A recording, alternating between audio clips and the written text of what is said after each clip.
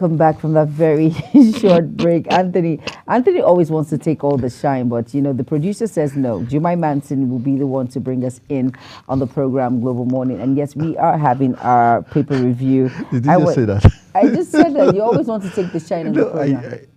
It's not fair. I couldn't see. It doesn't matter, but I had you a should know. hindsight. But you should.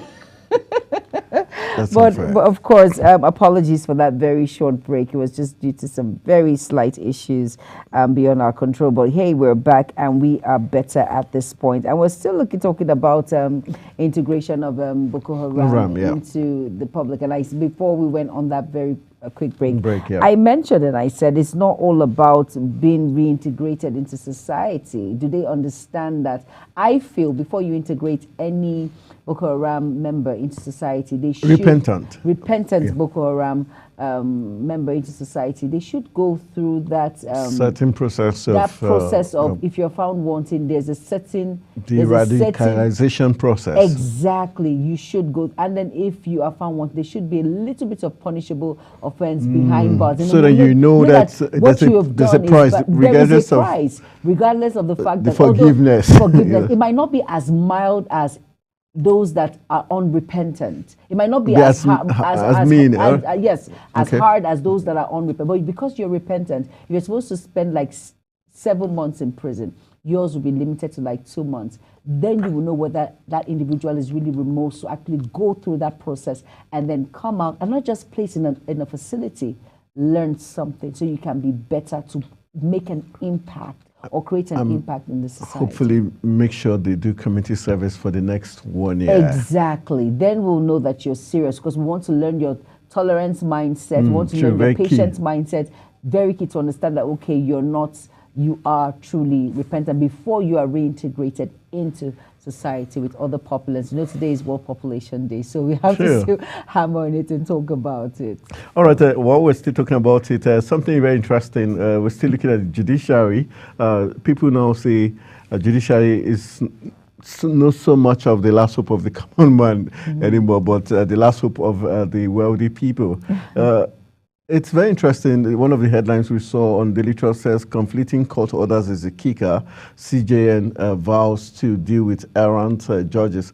And the question is, does he have the moral justification to deal with these errant judges where he's also been accused of nepotism, the fact that his daughter and also the minister's daughter and son-in-law, really family relatives, were among those who were appointed recently as one of the 12 judges in the FCT. And also the same CJN did tell Nigerians a month ago, where he said Nigerians should be ready to suffer if judges are not well paid. And that was a period where the federal government increased their salary. So, and you also look at the conflicting rulings in the Emirate tussle, which is still ongoing. You now wonder if the CJN is truly living up to the billing, and can he deliver? Yes, punish this when you seem to be committing almost the same, default like the erring judges. So it's very. I think this was for the cameras. For me, I feel the CJN will definitely deliver. Now, when you talk about his daughter and his brother, who have been appointed judges, right? You made that statement. About we've had the daughter. I want you to understand that there's a criteria to become a judge in Nigeria. If you do not meet up to that standard, you will not be appointed. It's just like being a senior advocate of Nigeria. You must be able to win 15 cases, and of course, there are records. To become a judge, there is a record, there's a procedure. Haven't you seen in families whereby a judge, she's a judge, and 3 of her children are, I'm just giving an instance. So I want you to understand, so just put that aside. No. What the school of thought is, the manner and the timing of these people and the appointment and the placement of these appointees raise, when it comes to anything judiciary or even in the corporate world, that's why most times you see in the corporate world, people are, most companies will not allow a husband and wife work in the same place or two same places because it does not there's some laws, labor laws, that does not permit that because of that bond, that bloodline. So when just imagine recently the FCT minister's, I think, daughter or in-laws, family relative is among the judges. Tell me, when the FCT minister has a case, there's no way that case is going to swing against the FCT minister. Or even the CJN's daughter. Imagine a case that she handles. There's no way she's going to lose it technically, or she's going to preside over a case which she knows the father has a leaning towards. So those things, whether we like it or not, in as much as I agree with you that yes, in a family you could have a policeman who has sons, but we also know that in the Nigeria we are, if we were in the US or UK, you could say we are sure that these things were done, but we know that in Nigeria, once your dad or your father is up there, you get this fast track promotions quickly. But not in all cases. But at least we're talking about Nigeria. For this. This is the judiciary we're talking about. The judiciary that has been goofing with obvious conflicting, verdicts, which obviously shows like both parties are taking sides already.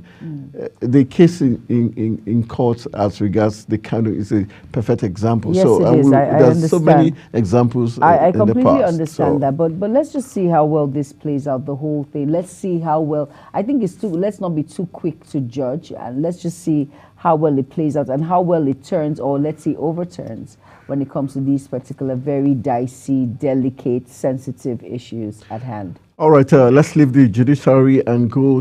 We have the next newspaper for review. We've got The Guardian up next for review. The Guardian has some very interesting big stories making the rounds. Let's see the first.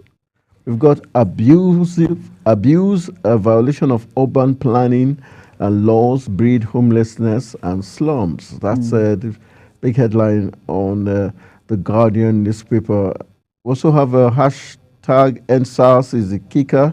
ECOWAS court finds federal government guilty. Strange illness kills 12 in Gombe community. Very disturbing there. Then we've got 16 states fail to access a 45.7 billion naira UBEC funds. You want to find out why that happens, you have to go to page 5 of the Guardian newspaper. We've got civil society organizations. Others, Fort Livestock Ministry, as NRC resumes cattle transport by rail. Wow. That's very interesting, and lots of things to talk about there. Then we've got governors panic as Tinubu meets Labour over minimum wage. You wonder why they should be panicking. They don't want Nigerian workers to earn so much.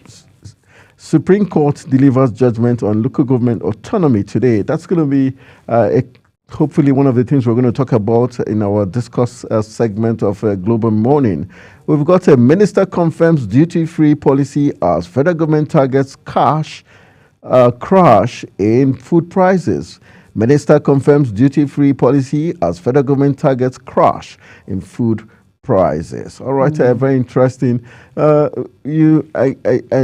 heard you chuckle when we talked about CSO's Others Fort Livestock Ministry as NRC. That's talking about the Rail Commission.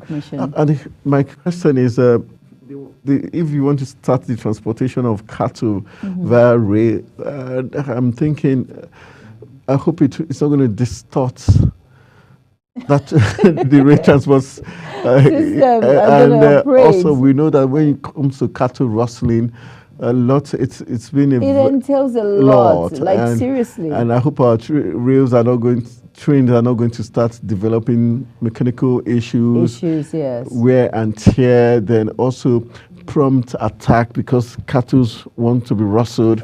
Well said. It's very dicey. Yeah, right? It's scary. It's scary.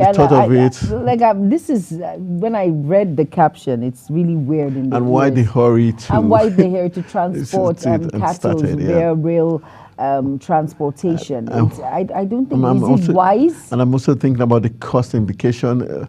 Though we know it's the elite who own cows across Nigeria. I want to see how that will work out when we have seats in the rail. the seats. The arrangement- cargoes, actually, the cargoes Okay, there are behind, cargoes behind, yes, but the smell, the not the health, smell. No, put the and smell all that. aside. I'm just looking at the weight, and I'm looking at how this and is because going to work. it's supposed to be new couches, new trains, Yes, yeah, exactly. So not meant for. Okay, I'm trying to imagine how it's going to work. I want to imagine. Okay, is it that they're going to be done in bits or 10? You know how the cargoes are. It's not as big as what you think. It's meant for luggage and all of these Unless things. there's going to be a special. Maybe they're setting other trains, not the new refurbished ones. And Maybe the of old. course, we know what has been happening to our rail lines Lines, recently. You know how hoodlums will go in to remove tracks from the rail and all of that. And then I read in Port Harcourt there was a mishap that happened. Someone was traveling from Port Harcourt to. Is it Warri to Port Harcourt? And then what happened to the rail? The train went overboard, and they were all screaming and shouting. So I want to see how far this will. We have to keep looking at this particular news and be sure. Also, still talking about that, I'm also wondering why the NRC wants to begin that process. Is it not going to sabotage the issue of the anti-open grazing? Because right now, one of the reasons also why the Ministry of Livestock was formed is the fact that ranches are supposed to be in the 6 geopolitical zones to stop the issue of cattle grazing across the country. Yes. So if that's then technically no need of transporting the cattle per se, since the ranches are going to be in the 6 geopolitical zones in strategic areas where the ranches will be situated. So it's going to be a very interesting thing to see. Is it the revenue they're going to generate that makes them in a hurry to want to transport the cattle? Or so let's see what's going to pan out. Although Mieti Allah is already saying there's going to be a lot of economic benefits via this livestock ministry, and for civil society organizations already lashing the federal government for creating a new ministry. It's more like job for the. Not that I think it's just a medium to launder money and just embezzle money as usual. Because for me, I see no use for it. But let's just say when you create this particular aspect, it means that some people will be employed. Some people perform dual roles when it comes to issues like this. That's dual salaries, right? But I feel the Ministry of Agriculture can actually handle that. There are some individuals that you can actually select. Departments that can actually get the handle job when done. it comes to these livestocks and all of that. So. All right. Before we leave the Guardian, finally, governors apprehensive as we meet Labour. For you, do you think there's need to be apprehensive? You have security votes you don't account for. Why can't they be kind enough to dip just 10% or even 5% from that security vote to say, I'm going to add to whatever the internal general revenue of the state and what allocation that comes from FAC monthly and pay my workers so that they can be more productive and, life is good for everybody?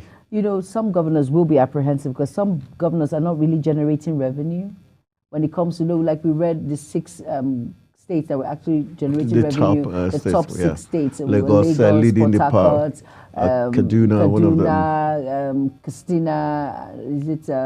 We mentioned. We got Rivers, I think Delta and those other states. Exactly. Have been doing fairly some good. Governors will be apprehensive because their states are not really generating revenue when it comes to issues like this. And the issue of sustainability when it comes to, if I'm going to pay, for instance, 250,000 naira to my workers, if I remove out of these secret ballots that you just spoke about now, and I cannot keep security up. Votes, Security, and I cannot keep up, it becomes a problem. We just read yesterday that Lokoja, the lecturers have gone on strike. FUL, Federal University Lokoja. Exactly, they've gone on strike, 4 months unpaid salary. So I'm sure some of these governors are trying to avoid this particular issue, but I feel there is always a way. I think the federal government should bring all the governors and find a way to tackle this particular issue. Because one, the high cost of living is really high. It is biting. Everyone is complaining.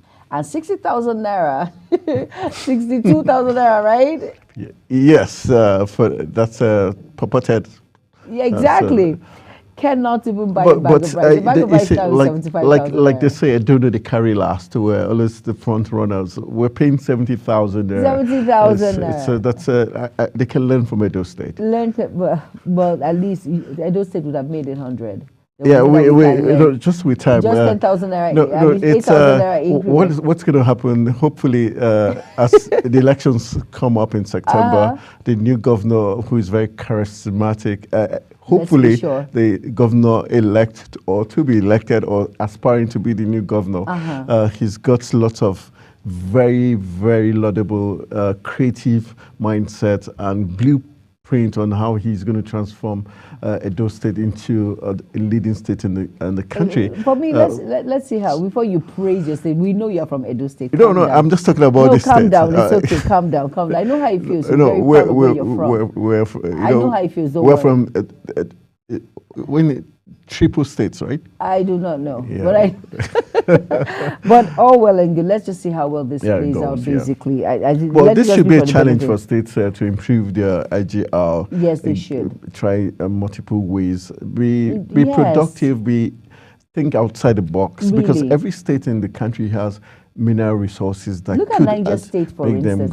Niger State, what the governor, what he did, gave coppers, Bagus, gave coppers 250,000 naira, give cash prize, and then if you study, if you're a medical doctor or health professional, you have a job immediately you're done with your youth service. That shows something. You a governor who is using his finances properly, who is dedicated towards empowering his people, who wants to leave a mark for that state. He calls himself the farmer governor. And, funny enough, I met him when he was in the House of Rep. We interviewed him once when we went to the mosque. And we talked to him. You could see the fire in him then. And now his dream came true, and he's living the dream. I think if we have more governors with such aspirations for their people, putting the people first, then definitely the 32 states of the Federation and the country as a whole would go forward. And the funny thing is that Niger State is not among the states that were doing so well when we counted like a few months ago. Yeah, in terms of IGR. But now I'm sure they'll be, beating others to the gong. And but they've got powerful men. That's why they're called the power states. Kanji Dam, the IBB, famous Maradona. And so, all right, let's move on to other. Still looking at the Guardian and other stories making the rounds on the Guardian. We would move on. I think we'll move on to the next paper in store so that we can review other papers. Let's see the next paper. Which is the Daily Independent. And it says, Livestock Ministry won't stop herders farmers clashes. We've started preparing our 2025 budget. That's Governor Fubara. And now, still on the Daily Independent, it says NSAS protest, ECOWAS court slams federal government, finds it guilty of rights violation. Still on the Daily Independent, we have report on Samoa agreement. Federal government angry, says it was designed to cause confusion in the land.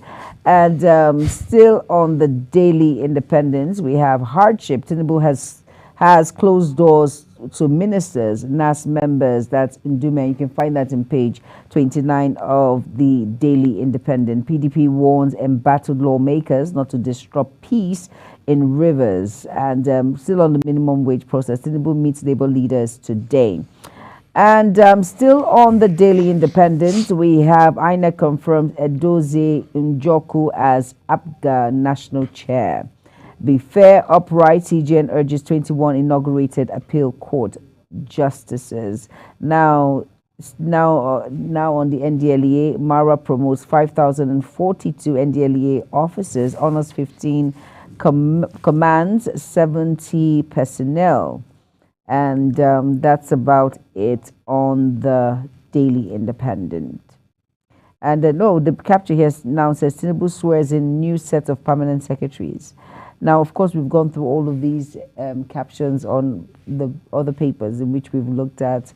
And then now look at this particular, the hardship. Tinubu has closed doors to ministers, NAS members, says Ndume. What's your take on that? Well, We always know that we always have closed door meetings. That what is the outcome, the benefit when it comes to these closed door meetings? hopefully to discuss that if the president have access or have been well briefed as regards Nigerians, their take on whatever policy that's ongoing, and talking about the current food crisis in the country and the backlash in terms of other policies of the government. Whenever he has these meetings, it's also probably also try to assuade them to fall in line with, to ensure that what the people want is what his administration is achieving, and also whatever bottleneck the governors or the ministers are having in carrying out their different tasks. Hopefully, those are the things we'll get to see, and that's why most times you see when it looks like there's a reversal of policies or decisions by the federal government. These are what these meetings are. But in the other National Daily, we saw it looked more like when Ndume said Tinubu has fenced up forces. So what indirectly Ndume, Ali Ndume is one man that seemed to always speak truth to power. Yeah, truth to power, yes. And so when Ndume tells you Tinubu has fenced ministers, and it means the president is probably not trusting what the ministers or the lawmakers are saying anymore. He's trying to deal directly with the people. So what it means is, technically, we could also say First Lady is also probably whispering something to the president to let him see that whatever feedback or briefings he's getting from the politicians and those around him might not necessarily be the truth. And so the president is now deciding to take actions based on what he truly sees Nigerians as saying, or what Nigerians are going through. And so I think that's, for me, it's positive if the president has decided to fence off other forces and focus on what truly Nigerians really want. And people like Ndume should be the people who want them to speak truth to power, continue speaking truth to power. Very important. All right, let's see some leading headlines making the rounds in terms of headline stories. So we'll go to the leadership. Then we'll take one more paper before we call it a wrap on the review segment. The leading newspaper there, we've got leadership. Leading headline says 150 first-time members move against House leadership. Fresh tension in reps is the kicker there. 150 first-time members move against House leadership. I think that's a very good story. That's a very good move because most times when everybody is happy, it shows you they are not doing it for the interest of Nigerians. Exactly. But this is where the catch is. 150 new House of Rep members. Yeah, so their hands have not been soiled. They've not eaten the forbidden fruits, or even if they've eaten, they've not eaten plenty. So they're moving against the leadership, and so it means Tajuddin Abbas and his men will have to take a step backwards and see that, okay, we cannot bamboozle these guys anymore, or make them do the biddings of Mr. President or the executive. Rather, this 150 members want to do the bidding of the constituents who elected them. And I think that's one good thing we've always seen about the House of Rep. They seem to be more people-oriented than the Senate. The Senates are more elitist. They are more farther away from the people. The Senate seems closer to the executive, while the House of Rep, we still have radical minds who still believe that, or who still remember that they're representing the people, like Shehu Sani and co. So I think that's this one of the best news I've heard. This headlines 150. That's a large amount. That is. And so Nigerians should be hopeful that there's still hope for us in terms of the headline stories at the leadership newspaper. All right, let's see more headlines from the leadership. Okay, we've got federal government to crash food prices in 180 days. That's good news for Nigerians. Federal government to crash prices in 180 days. But we've got a Supreme Court rules on local government autonomy today. Like I said, after this newspaper review segment, that's what we'll be looking at. Then we've got a Rivers crisis. I won't represent 2024 budget. Fubara vows. Then we've got abuse of office is a rider. Court adjourns Emefiele's trial to October 28th. And Godwin Emefiele, I'm sure next time if he comes back to this and he said, be the CBN governor, he will say, I'll pass. All right. He has gone through a lot. All right, let's look at quickly the issue we talked about in terms of the Supreme Court ruling today, or Emefiele's. For you, do you think Emefiele is getting what he deserves in terms of? When you look at all the charges against him, all the counts against him, what he did to us Nigerians, the hardship in which he put us through, in connivance with the then administration, because he got thumbs up from Muhammadu Buhari and the entire team. Yes, and the stress. Do you understand? People the hardship? died. People. We didn't have access to cash. It was bad, Anthony. Like, people went through a lot that period. I didn't even have access to cash. I was lucky enough that my church members, after the offering, will go and meet them. Please, let me transfer to you, give me cash. That was how some of us got cash. We didn't have cash. Some people were nice enough to, okay, come, I have cash. Help me. That's why I always give kudos to Sister Fatima. She was always there. We never heard that story, because at that period I just kept putting myself in the picture, trying to understand what Nigerians were going through. It was crazy. Okay, you were not in the country then. I wasn't at that period. I wasn't. So you were not in the country then. I just kept imagining. But it wasn't a funny tale. From what I heard, it wasn't funny. No, a lot of people went through. Some persons I heard set themselves ablaze just to protest. Exactly. Some went to the bank to strip themselves naked. It was bad, Anthony. It was bad that period. There was a story of some bankers jumping their fence because people were trying to break into the bank.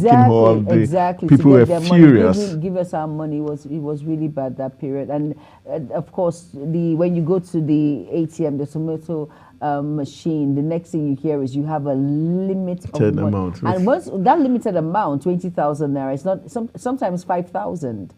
And that was it. The day you might just come to the bank and be like, okay, they are giving 5,000 naira. So what will you do with that? You have fuel to buy, you have food to go. Yeah. So you were always doing transfers, and you can always imagine it was bad that period. So I think justice will prevail, will take its course.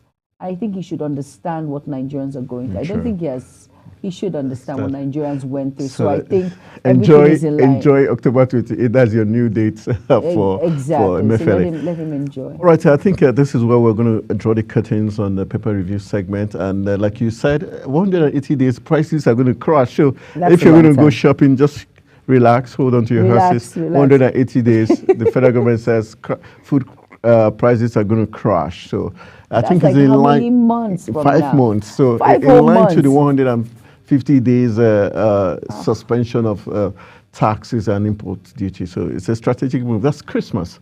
So Christmas when we know that even when we didn't get to this point in Nigeria, we know how it is that when we have any festivity, I'm not saying that it's not possible, but I'm just saying let's be realistic. We know that anytime when it comes to festivities, prices go up and they triple. So the president, maybe the president administration, they're being tactical. Let's trust them, like you always say. I want to be positive today. Now I want to be positive. You want to be negative. No. Let's still be positive. Let's see. It could be true. All right. So that's how we're going to call it a wrap on this newspaper review segment. I hope you got all the top stories. So we'll go for a quick break. When we return from this break, we'll be having the media officer of the local association of local governments of Nigeria, and a person of Obiora, who will be joining us in the live studio to help us look at the expectation of Algon today that the Supreme Court will be making its ruling on the autonomy of local government, what the potentials and implications of that ruling would be today at the Supreme Court. That's what we'll be focusing on when we return from this break. You're still watching Global Morning. Stay with us.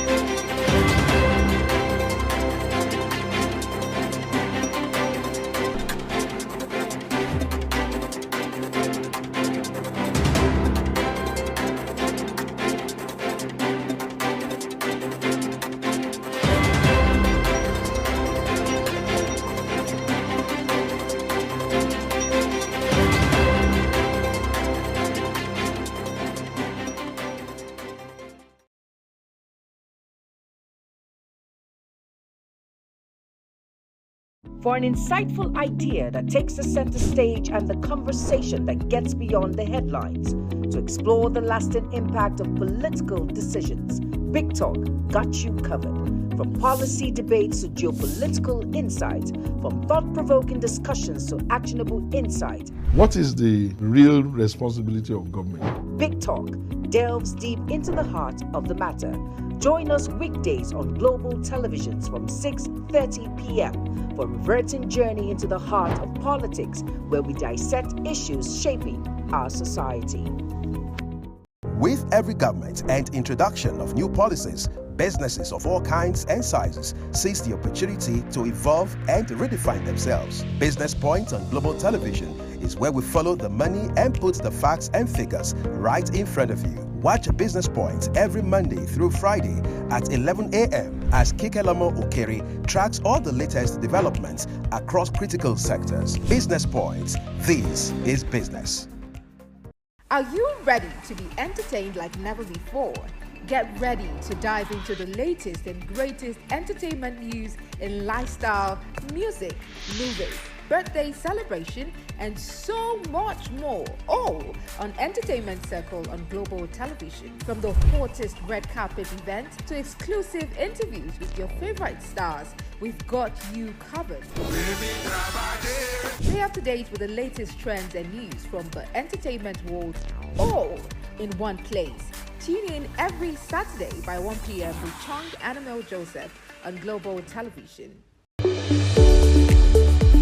In an ever-busy world, the increasing challenge of keeping track of health matters can be extremely demanding. Follow the latest health tips and trends on Health Guide on Global Television on Tuesday at 3 p.m. Health Guide on Global Television. Put your health first. Get ready for it. Inside Today brings you issues relating to family, peer pressure, drugs, substance abuse, societal and topical issues making rounds. Join Jumaine Manson on Global Television Monday to Thursday and they repeat every Friday. Time 2 p.m. to 3 p.m. Don't miss out. Are you a food lover? Do you care about your health and nutrition? Are you interested in exploring the diverse culinary traditions from around the world? Then look no further. Introducing Lunch Global on Global Television, the show that takes you on a delicious journey through the world of food, nutrition, and diet. So, whether you're a seasoned foodie, a health enthusiast, or simply curious about the world of food, Lunch Global has something for everyone.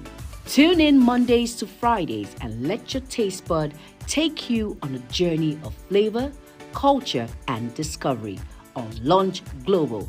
Bon appetit!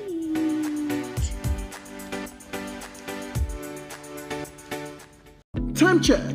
It's midday. Then it's Midday Discourse. Midday Discourse is a program that covers trending local and international news, current issues, and human-related topics. Join Samuel Odi weekdays 1 p.m. on Global Television. The discussion starts here. It's time for sports' biggest moments on Global Television. The headlines, scores, breaking news, and commentaries on sporty events. Talking with the biggest players, strikers, and about the slam dunks and goals, stunning saves, near misses, and upsets. Let's talk about the greatest home runs, comebacks, knockdowns, and victories. Talk sports with the King Sports, Anthony Momodu. Weekdays, 10 a.m. Don't miss out.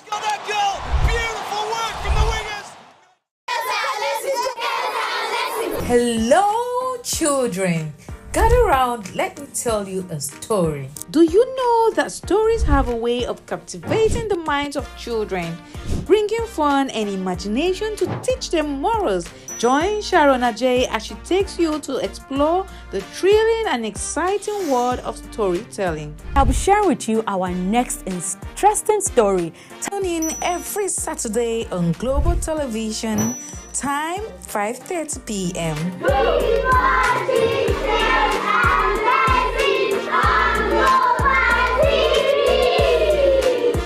is the desk on Global Television. Nigeria. Come join Anthony Momodu on television's most compelling and facts-finding talk live show. We are the Palestinians. We are the Canaan because that this country gets it right. Who are these bandits? It's the Dex on Global Television, where we analyze and dissect storming issues and commentaries in the world's biggest black nation, Nigeria. Who is being held accountable for this money? The eyes have it. We stay and decide policies and reforms on the Dex. Tune in Mondays to Fridays, 5 p.m. to 6 p.m. on Global Television. Let's stay on the Dex.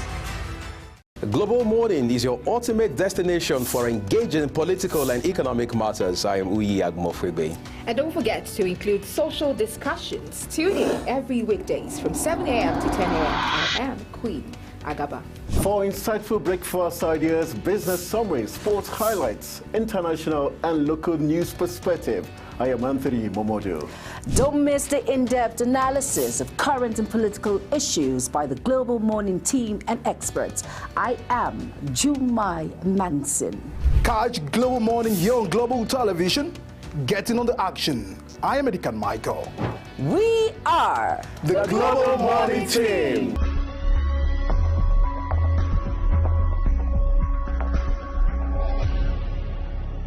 Foreign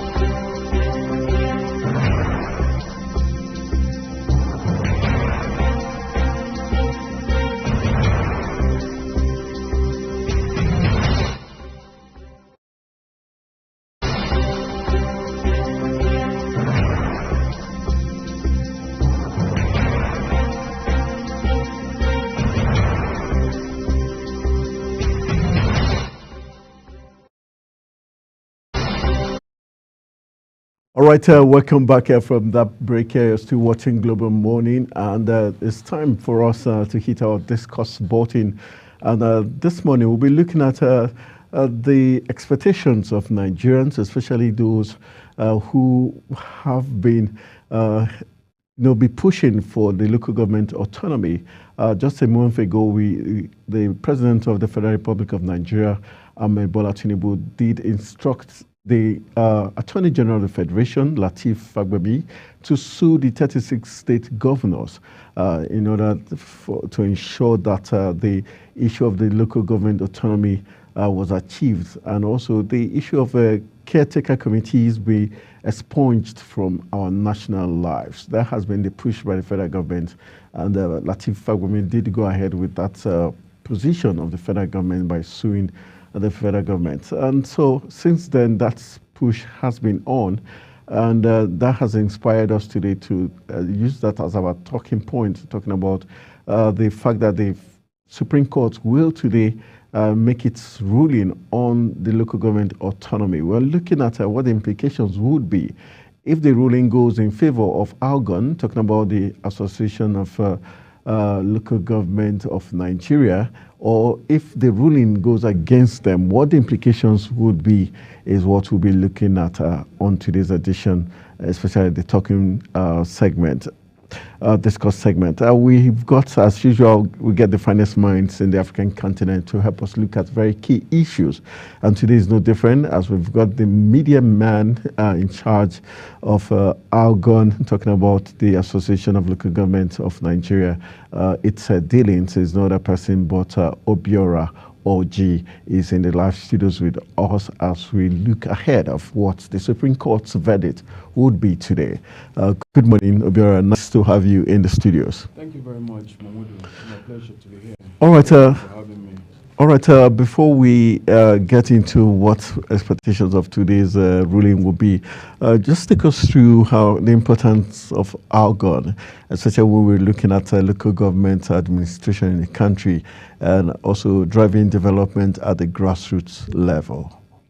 First of all, I want to convey the greetings of the entire 774 local government and area councils in Nigeria, the greetings from the National President of the Association of Local Governments of Nigeria, Honorable Aminu Mwazume Fata, and at the same time, the Director General, Sir Ishaq Ikpopo, for all the efforts they have been making to see that the umbrella association of the entire local government and area councils in Nigeria speak with one voice. Okay. And have that kind of enabling environment to function effectively.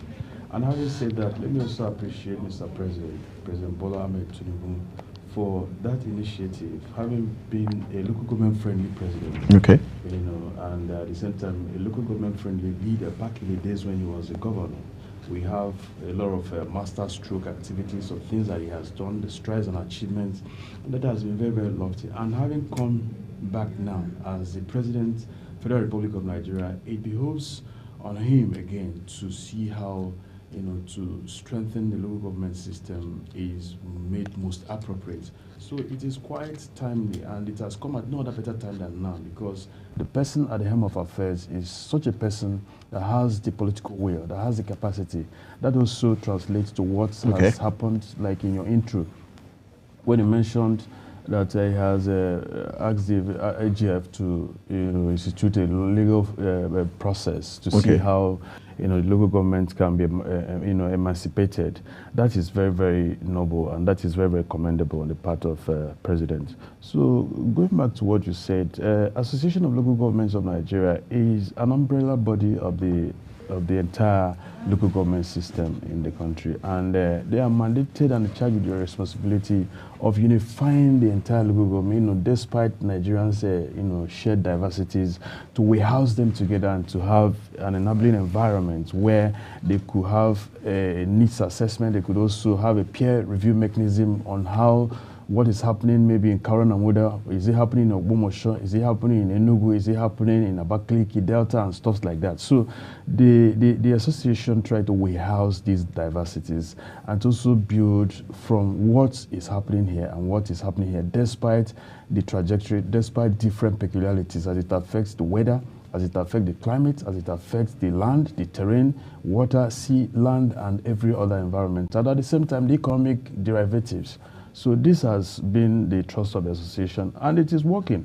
Over time, they have had successive 11, national presidents, and currently now, Honorable Aminu Fata is 11th. So, and since 1999, they have been able to make this association to come strong. But unfortunately, just like what we're discussing today, is what is inhibiting the system from rising to that real pedestal that is expected because of either political will or some of this issue of being emasculated by the political forces. Thank you. Right. Okay.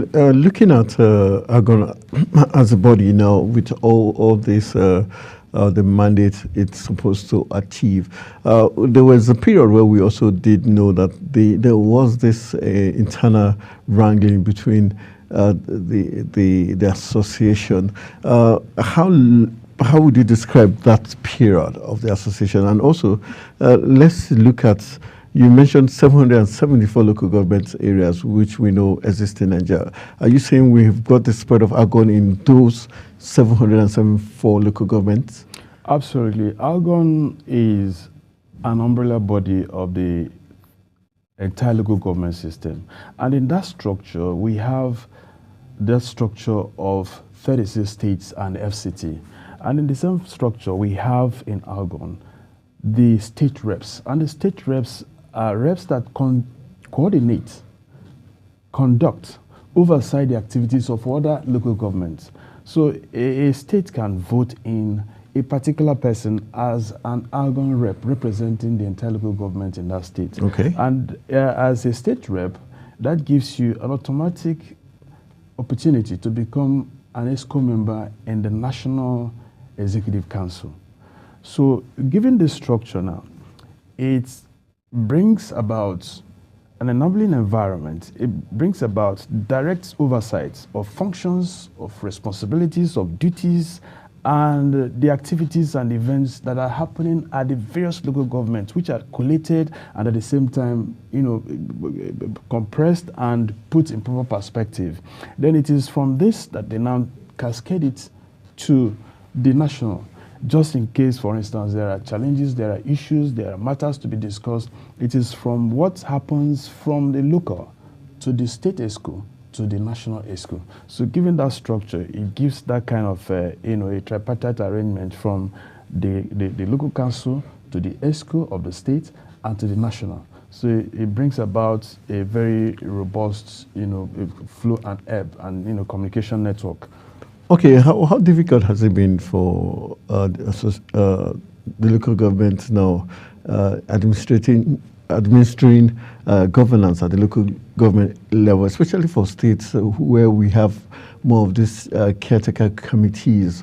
How has that challenged governance and administration of governance at the local government level, especially for states who have not conducted elections? Yes, I must say that generalizing in this regard may not be too well, because you find out that there are some pockets of states where some, local government friendly governors are, available, and they are working, and at the same time, the people are seeing the result. But unfortunately, up to 21 states now. Out of the 36 states? Yes, out of the 36 and FCT are running a makeshift arrangement with all this implementation, committee chairman, transition, blah, blah, blah, and what have you, or HPM management and all this. And most of them, they have tenure at the whims and caprices of the governors. You find out that some of them have less than a year. By the time you sit in the chair, you say Jack Robinson, you're already on your way out. Sometimes most of them can be fired through their phones. Why did you do this? Is that what it's supposed to be? Okay, hand over to the next head, either the HPM or whoever. So it's quite unacceptable. The HPM stands for? Yeah, Head of Personnel Management in the local council. So this kind of attitude is very unacceptable. And that is why we are canvassing and advocating that this Section 7, subsection 1, as amended in the 1999 Constitution, should remain sacrosanct. It is guaranteed. They said a local government system that is entrenched through a democratically elected system is under that section guaranteed. So that section should remain sacrosanct. It should remain iron cast. And that is why we're going to say that since the federal come through this election process, and they have their 4-year tenure. The state came through the same election process. They have their 4-year tenure. The local government should also have similar, opportunity and also a kind of constitutional provision, so that the local government council chairman could work. They have a lot of distractions, and that's why things are not working at the council. By the time you say Jack Robinson, you are removed, and out of fear, or for the fact that whoever brings you as a chairman, there are some other things that are signed or tied to it. There are whims and caprices. You don't have that enabling environment to work. There's no absolute freedom for you to exercise that executive authority. So it is a problem. And looking at it now, you and I are owners of this democracy we're talking about, because you came from a local government. I came from a local government. The owners of these stations are local governments, driven by wherever local government they come from. And unfortunately, what we are seeing is a very sorry state of what the framers and architects of this 1999 Constitution, even the 1979 Constitution, even 1976 Constitution, most of this constitutional process was all geared towards seeing that there are enabling environments, to see how power resides with the people, with the constituents. Unfortunately, this power is in abeyance with what you're supposed to be. People are not getting the right, privilege. People are not getting the right, definition of a democratic environment, especially as it affects dividends of democracy. This dividends of democracy that has to do with infrastructure, that has to do with salary, that has to do with wage, that has to do with Medicare, that has to do with education, that has to do with security. And you find what is happening in the society today. So these are some of the things that the local government system is facing, and it's a serious existential challenge. And that is why we are hopeful that much as we may not even speak the mind or try to shape the perception or talk about or hold brief for the court process from appeal court to the Supreme, which is coming up any moment from now, we still believe that it is right to set a good agenda for the local government to thrive.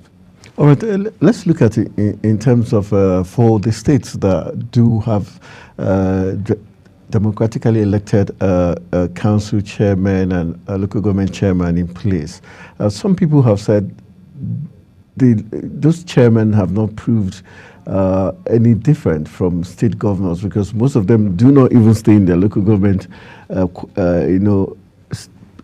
locations. They move out to the state capital. How can you, don't just at the risk of not trying to barge into what you're saying. Yeah. How can you stay in your local government council even when you're elected? Because you've already signed out some responsibilities and some certain things as it affects to shape how you're going to stay. For those that that were duly elected, we're talking about now. Even those that are duly elected, some were elected with a lot of science, with a lot of something underneath. Underneath. So there's no that freedom. That freedom is not there.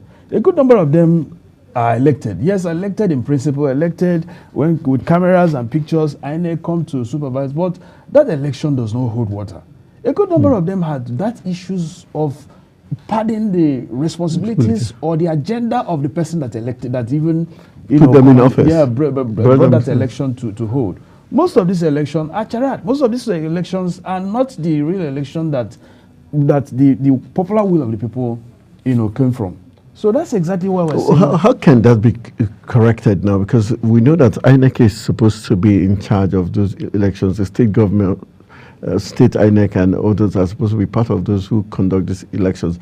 From your own perspective and AGON's perspective, how do you think we can get a more credible elections at the local government level? We still need to go back to the constitutional provision and the constitutional amendments, because you find out that even the Independent National Electoral Commission say that they don't have powers to take over the conduct of local government election. Then the states, which already is enjoying the power, is being used by the state chief executive to do the needful, to do whatever they want to happen at the election. So in that case, it is a two-way thing, and it is a kind of impasse on the side of INEC inability to hold the election because of the constitutional provision. Then again, the state that holds that election, what are the takeaways from the states? So it's something that has to do with, now that the constitutional amendment is gaining traction, it will be important to state clearly and put up, not only stating it clearly, to also bring that to bear on the side of what has happened and what needs to be corrected. What has happened is that it has taken away the integrity of conduct of elections. So what needs to be done is to do a very proper constitutional provision that will also have that political will and will also be very enforceable through the instruments of law enforcement agencies, so that at the end of the day there won't be anybody or any form of gap that could be exploited. Okay, in terms of let's now look at for the issue of caretaker committees, governors and subsequent most states have decided to embark upon. What do you think that has been the way they think is best to run the local government affairs rather than conducting elections? Some have said the cost of elections. Some have said, okay, if the governors believe that when they put people that are loyal to them or people they can control, they are sure that the monies will be well spent if allocated to the local government. Do you agree with that? I should also ask you, do you agree with that? Because I'm sure you're also a product of local government. And for instance, your state may not have had an unbroken democratically elected local government system from 1999 to date. So if you now begin to draw up a line or a kind of inference on those that have had that caretaker, or at what point does the democratically elected local government chairman happened, were there any meaningful difference? The answer is no. But some will say in Lagos State there seems to be a difference. It seems to have worked Lagos is enjoying a democratically elected system as we speak. And Lagos is much, much placed, especially as it affects even the allocation, the effective use of the allocation by the local government council chairman. So why is and that? Don't forget that Lagos, the 20 local governments in the constitution before the Supreme Court's judgment and after the amendments, after the additional creation of local development councils that made it 57. So that 57, the Supreme Court has given a judgment on that, validating the local government. And it has brought a lot of developments in Lagos State. And they have also been able to, maximize the opportunity of that allocation to also do some level of development. So if you compare Lagos, you should also look at the economic, deliverables in Lagos, economic opportunity in Lagos, and at the same time, the consciousness of the leaders in that environment and the consciousness of the people, the civil society. So it has also translated into what you see in Lagos in terms of democratic, dividends. So, but if you go, for instance, to other remote states. But wouldn't you think that also, in as much as it succeeded in Lagos, it also has caused some, bad example, because that was where most states decided to copy what happened in Lagos. But theirs hasn't been as successful as that. Yeah. There's always room for imitation. There's always room for copying. But to copy and paste exactly. Well, which was against the laws, what Lagos did, because at that time they had issues with the federal government. They had issues with the federal government under Obasanjo, but the Supreme Court after gave that verdict. That it had the powers. Within the peculiarities of a state. So the state created the local government and the local development councils, and today. The evidences are there for you to also see what it has brought in terms of translating dividends of democracy. But when you see other states, like you say, copying, they are just copying it like copy and paste, without modifying, without looking at the peculiarities of their own state, without also putting up a good political will, and also creating some innovative programs that can also help the local government to thrive. There are so many development councils across other states that has become a place for reptiles, overtaken by all manner of weeds and vandalism in terms of the little carcass of the infrastructure that it was used to decorate the place as a local government council. So, having said that, the best option is to look at this particular constitutional development now, especially as it affects the constitutional amendments, to see how, having looked at where we are coming from, since 1960 to 1976 to 1979 to 1999 Constitution, the question now is, where have we gotten it wrong? Where have all this worked? What can we do to borrow a leaf from where it has worked?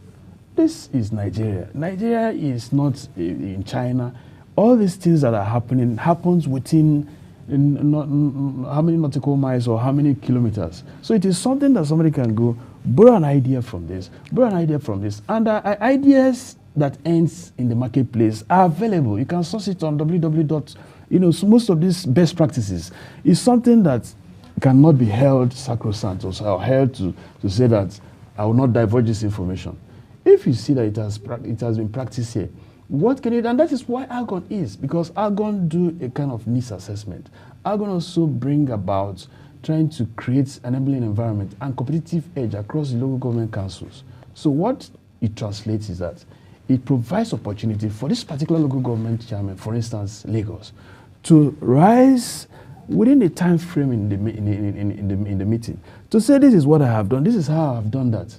For instance, the former national presidents who said they went to Tangier in Egypt, Morocco, and they took a lot of local government chairmen there, and they saw a lot of, developmental strides. You're talking about the former... Alabi Kolade. And now this particular administration now, led by Honorable Fatou Aminu Muazu and the Shaki Bobo, they're also looking at some of these policy directions, some of these areas they could, introduce to continue to bring all the local government chairmen up to speed, to bring about development so that people in the Bayelsa, for instance, or in the Niger Delta could maximize the opportunity of the aquatic splendor, of the water, of the green, blue economy. Those in the north could also maximize the window of the sun and so many, just like that. They are looking at some of these things and bring it into policy, a policy direction that will bring all of them to table and say, okay, for those, according to geopolitical divide, you have this at your very great advantage. You have that at your very great advantage. What can you do to harness this? And they're also meeting with their brother, their bigger brother in the Governors Forum, and they're also trying to appeal to them to please, we are partners in progress. We want to support what people are doing, and we are willing. So everybody has seen now that even the insecurity that we have in the national security architecture, local government is such that will be part of the critical stakeholder and a good asset that will help to drive the security, that will help to stop this insecurity. So it is a very, very noble idea that the caretaker you're talking about does not continue. And that is why the Supreme Court judgment has been prayed by the Nigerian people, especially the progressives, is something that will really transform into a great opportunity. Okay, let's now look at, since I think before we go for a quick break, just to get your take in terms of the leadership of ALGON, how it relates with state governors, because that's another key factor, whether the autonomy, today's ruling, if it goes for or against ALGON, or the local government autonomy. Let's look at, in terms of leadership and relationship between ALGON and the state governor. How would you describe the relationship thus far? Thank you very much. There is no frosty relationship between the Governors Forum and the Association of Local Governments of Nigeria. In as much as the governors have been widely, blamed on the inability of the states, local governments to thrive effectively. There has always been that level of, distrust, going on either in the public there on some of these governors. But I keep on saying that you don't generalize. There are some governors that are very willing to continue to support the local government. There are governors that have always maintained absolute synergy, in terms of developmental programs, in terms of developmental projects. And there are governors that have continued to also ensure that even before the expiration of electoral cycle, they've already constituted another state independent electoral commission to see that election thrives, to see that there is this unbroken electoral process. So that is a good plus, in terms of relationship. Then another one is that in terms of funding through the joint account allocation, there is also a relationship that some states may even have far below what they are supposed to have. Because if you look at the first schedule to the 1999 Constitution, the functions of local governments are huge, even with paying of teacher salary. And an average teacher in every school is a graduate.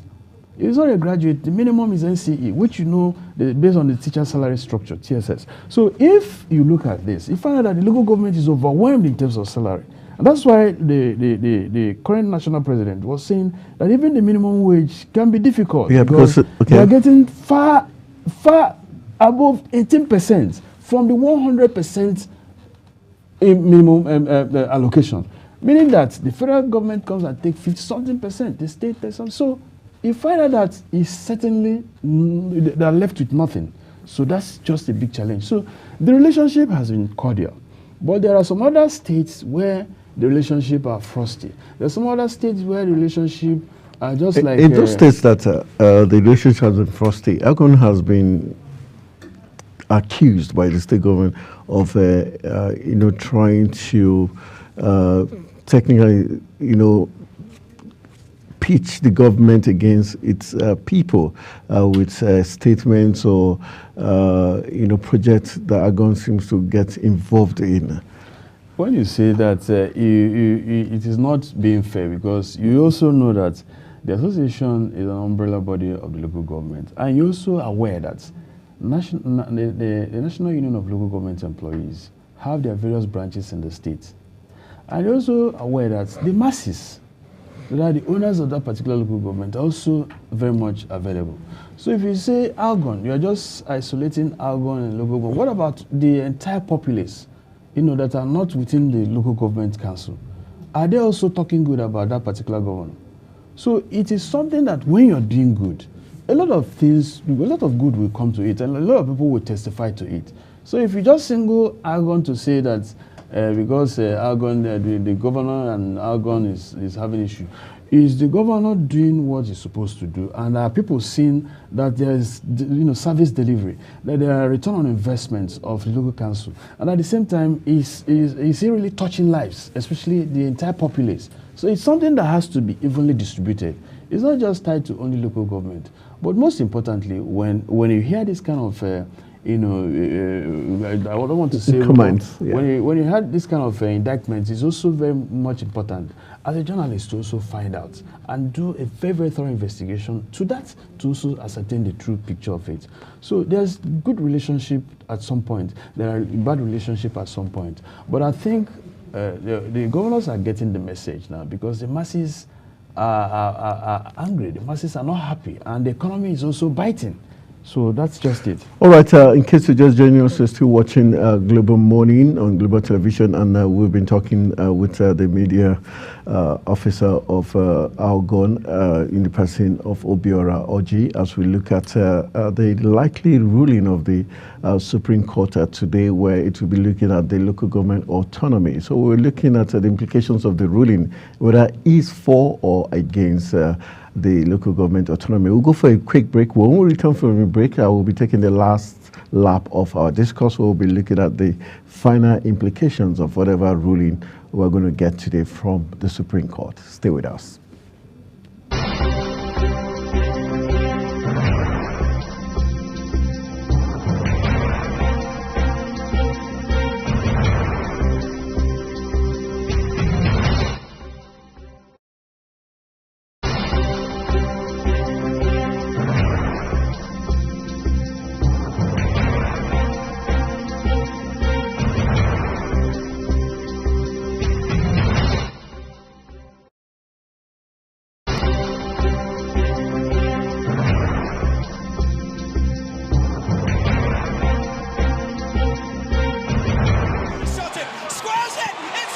It's time for sports' biggest moments on Global Television. The headlines, scores, breaking news, and commentaries on sporty events. Talking with the biggest players, strikers, and about the slam dunks and goals, stunning saves, near misses, and upsets. Let's talk about the greatest home runs, comebacks, knockdowns, and victories. Talk sports with the king of sports, Anthony Momodu. Weekdays, 10 a.m. Don't miss out.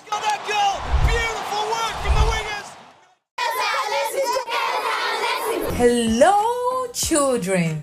Gather round, let me tell you a story. Do you know that stories have a way of captivating the minds of children, bringing fun and imagination to teach them morals? Join Sharon Ajay as she takes you to explore the thrilling and exciting world of storytelling. I'll be sharing with you our next interesting story. Tune in every Saturday on Global Television, time 5:30 p.m.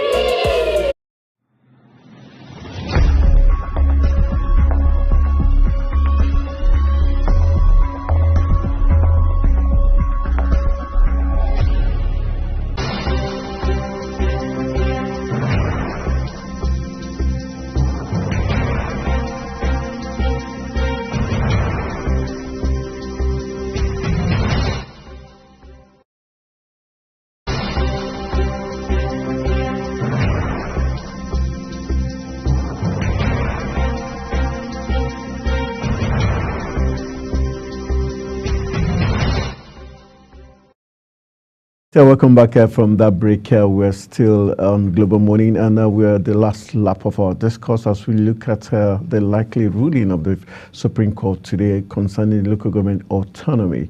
And we have in the studios the media manager of Algon in the person of Obiora Orji, helping us to look at the expectations, what Algon stands for, the benefit of having Algon in talking about local government governance in the country, talking about the 3 tiers of government. But let's look at today. Hopefully, I know once you leave the studios, you'll be heading to the Supreme Court to get the verdict of today's ruling. Let's just being positive, if the ruling goes in favor of local government autonomy, what would this mean?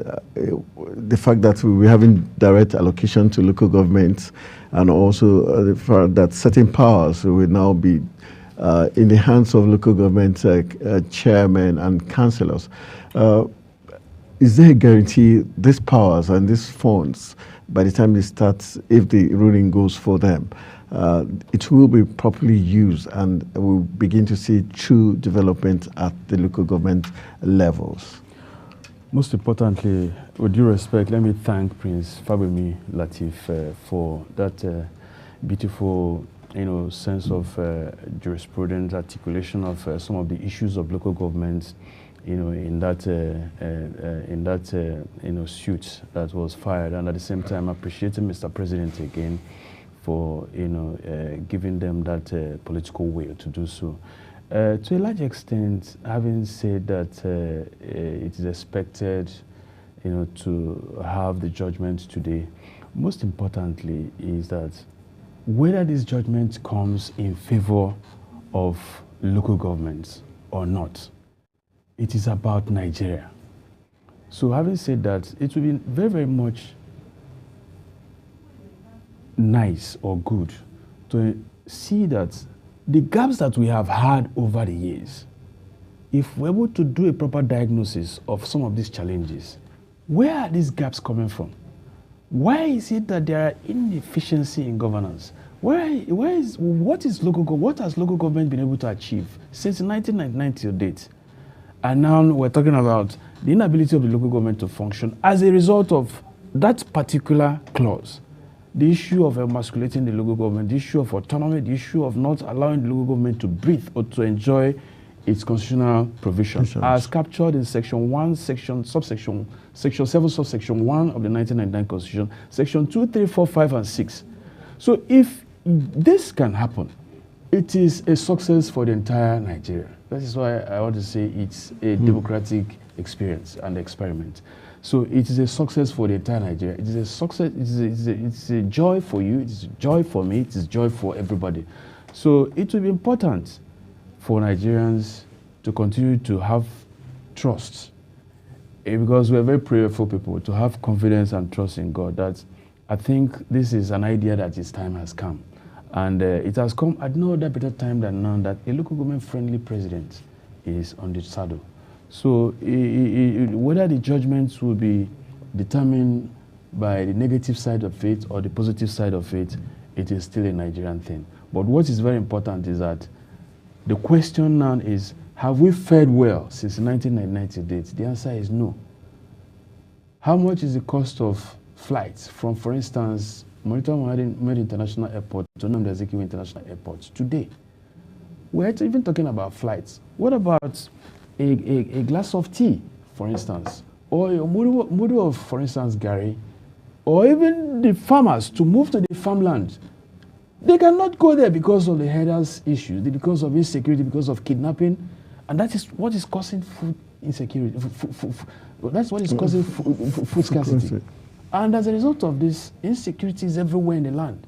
People that are not even supposed to be armed robbers, criminals, have taken to that kind of engagement. So it's very, very unfortunate.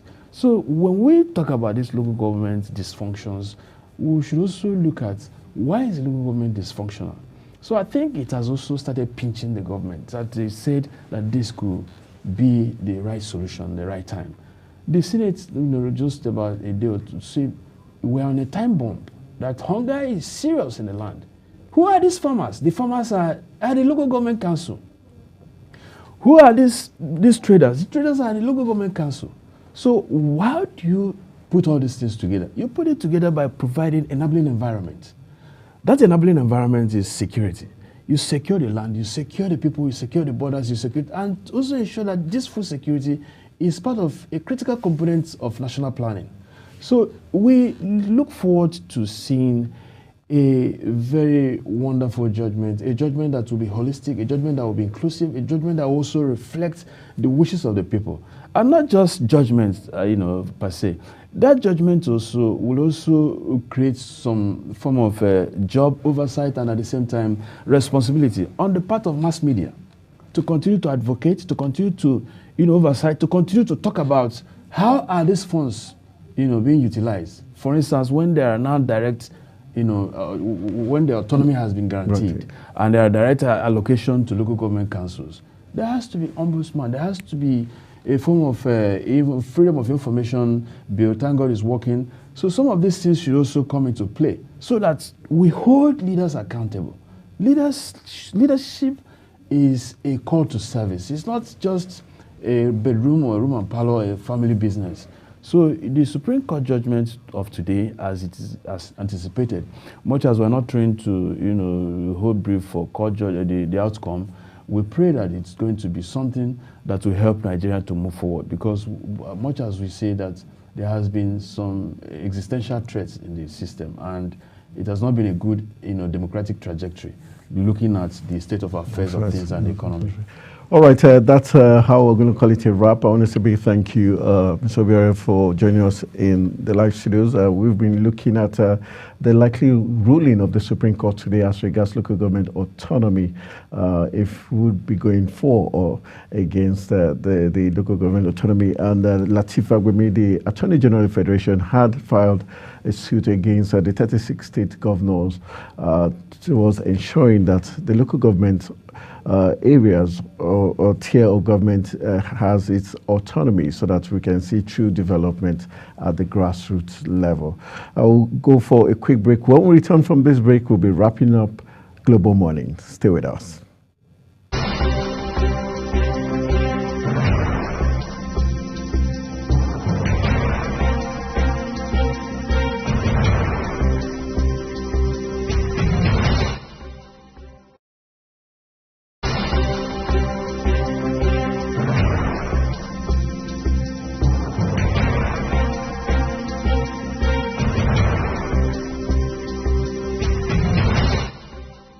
Every government and introduction of new policies, businesses of all kinds and sizes seize the opportunity to evolve and redefine themselves. Business Point on Global Television is where we follow the money and put the facts and figures right in front of you. Watch Business Point every Monday through Friday at 11 a.m. as Kikelamo Okeri tracks all the latest developments across critical sectors. Business Point, this is business. Are you ready to be entertained like never before? Get ready to dive into the latest and greatest entertainment news in lifestyle, music, movies, birthday celebration, and so much more, all on Entertainment Circle on Global Television. From the hottest red carpet event to exclusive interviews with your favorite stars, we've got you covered.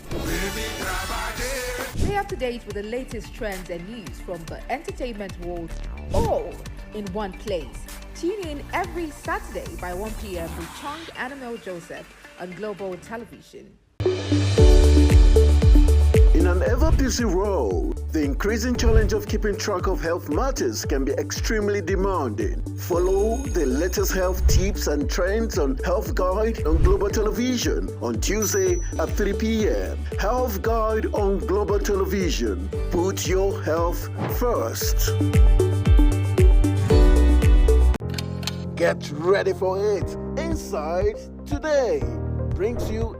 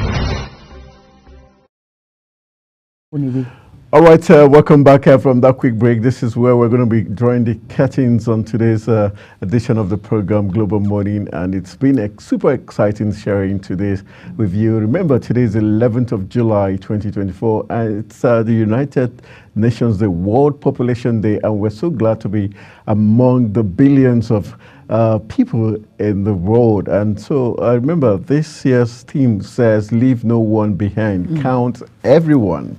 And I begin to count myself.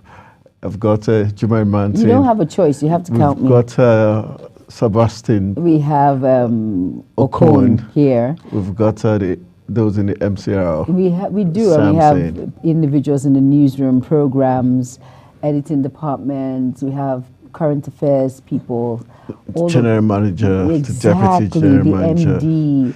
So we've started the count here on World Population Day. Remember, we all matter is very important. Yeah, and that's what we're saying. And our heart goes out to the people of Kosovo also who are celebrating today, looking at the genocide that did occur in the country several years ago. So our heart goes out to them as we celebrate the World Population Day. And this is saying, go out there, be nice to the population, be nice to the world. And one other thing, Anthony, not just being nice, at least be grateful that you are alive. You know, I know the current hardship in the country. Individuals are complaining, no money in the Hausa Palace, Bakudi, and all of that. But be grateful. Just be grateful to God that you are alive. Okay. And you're counted among the populace. You said in Hausa, right? I'm going to add Hausa and French. Ba Lakajan. Ba Lakajan. What does that mean? Ba is no in Hausa. Lajan means money in French. Okay. Succeeded in wiring you there. Exactly. But it's all good. Let's just be grateful. Thank God for life. And we are part of the populace this year. Of course, the theme in the United Nations World Population Day. We should be grateful and be thankful to God always. Don't worry, things will get better. And with that, we have to wrap it up on the program Global Morning. Thank you for being with us from 7 till this time. And of course, we talked about the local government autonomy. So let's see how well it plays out. We're hoping the Supreme Court this morning today definitely would be making a ruling, and we're hoping and we're being positive that the ruling is going to be in favor of local government autonomy, so that local government can give back to the society, the populace at the local government level. It's important. It's important. It's really important because really they are the voice of the individuals who elected them into office. They actually know the cry of the people in which they are represented. They are the voice of the populace in which they represent. So hopefully the verdict will be given to them. All right, so that's how we say good morning on Global Morning. Yes, we do. And don't forget, I am Jumai Mantin, and my co-host that doesn't know maths. Anthony Momodu be my name. Good morning. Good morning. Welcome to Global Morning. The death toll from flooding. Most time our politicians just bring in policies too, for sure. Incidentally, we have several more stories. The legislature was carefully crafted to 22.2% inflation rate as of April this year. What does that say about where we are as a country? I think Nigeria has resorted to being resilient. Before you call the police station, before they even leave, they'll take permission from I don't think there's really anything on ground to improve. The struggle with ASU strike. You have done your work, you have put us to the wall. We are not the slaves. I'm not a small boy. You should have given me the report. I have not seen the report.